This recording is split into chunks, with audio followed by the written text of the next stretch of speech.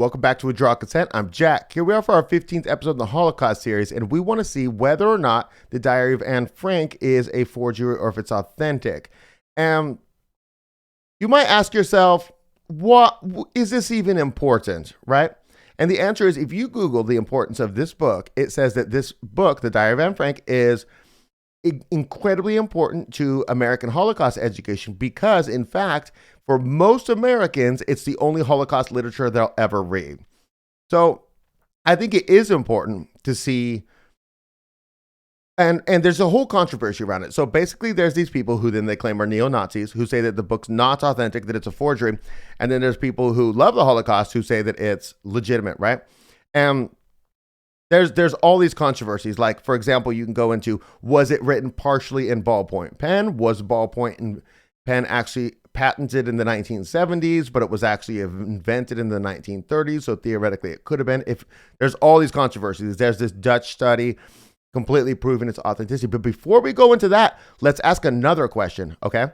Let's ask ourselves whether or not we care whether or not it's a forgery or not. Now, there's an interesting thing in the pro-Holocaust group where they say, we don't care if this is a forgery or not, even though it's authentic. We don't care because this story happened to how many hundreds of kids in Europe, how many thousands of kids, how many tens of thousands, hundreds of thousands even maybe, did the same story happen to. So if you were to prove that the story was fabricated and not real, then it doesn't matter because it's indicative of, representative, of stories that happen again and again and again. Therefore, its educational value is high.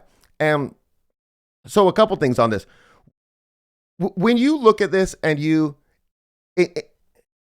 say I were to read this book to my 8-year-old son, and I know it's not targeted at 8-year-old audience, but say I were to do that, right?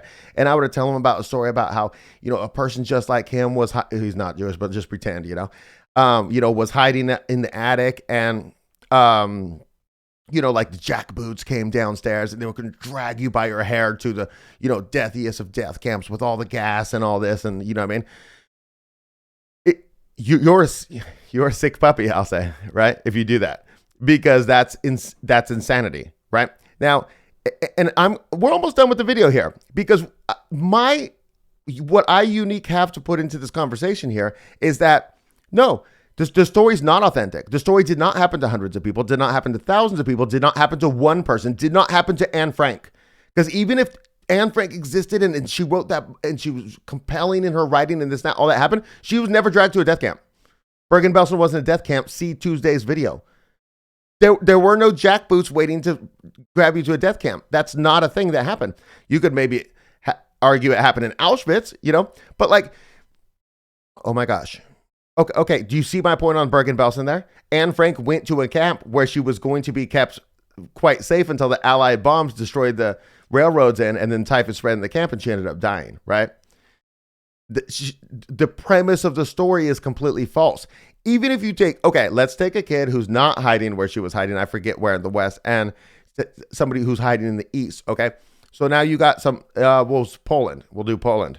You've got some Christian family hiding a Jewish little girl in the attic, and the jackboots are coming around to take her out to Auschwitz, right?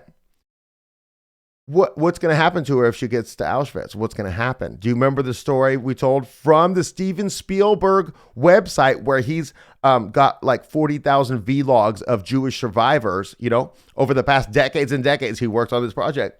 And he got all these things. And the one lady who told the story about how she was the school teacher teaching the kids, say like the little girl that they're hiding in Poland in our fictitious story we're making up right now.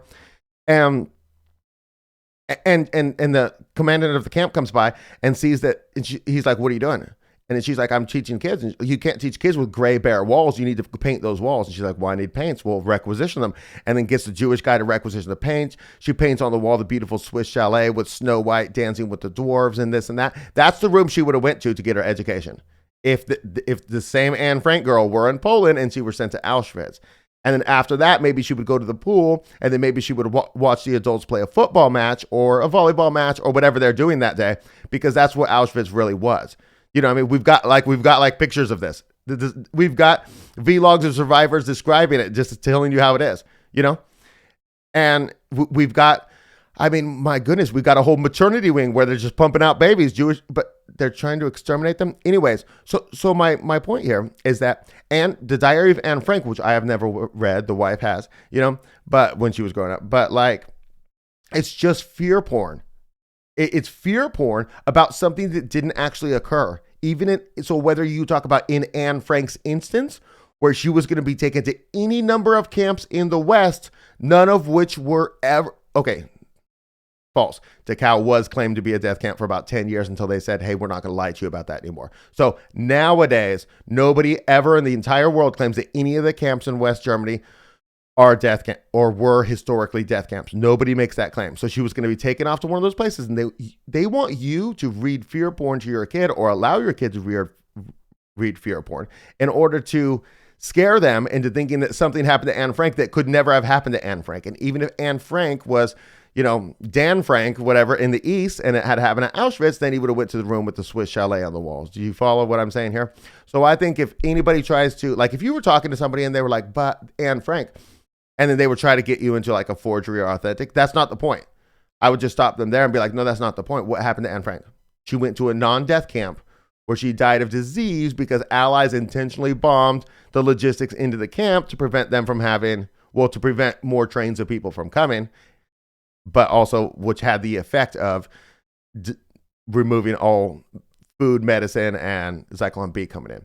Anyways, that's what I got for you. I think it's an interesting take. I've never heard anybody do this. I was going to actually break down all the evidence for you, and I was going to just run it out, and I realized if you really think about it, there's no point in doing the evidence because it doesn't matter. What they claim was going to happen was never going to happen. Anyways, that's what I got for you guys. If you got something to add, I'd appreciate hearing from you in the comments. If you got a different take on it or a different angle. Anyways, hope you guys have a great weekend.